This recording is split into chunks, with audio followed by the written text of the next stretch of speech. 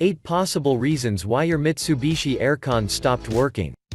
Here are 8 possible reasons why your Mitsubishi Aircon stopped working and their possible solutions. Old and dirty air filter. You might not believe this simple fact that a dirty aircon filter can stop your Mitsubishi Aircon from its regular functioning, and you might not get any cool air from it. Blocking of condenser.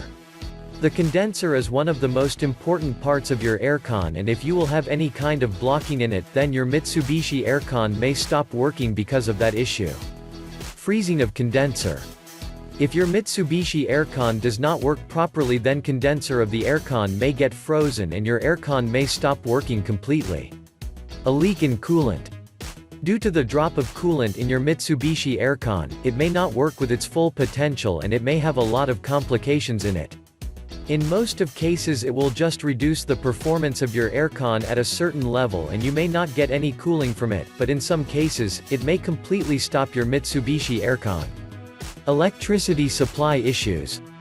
If you have any kind of electrical supply issue in your home, then your aircon might stop working because of that issue as well.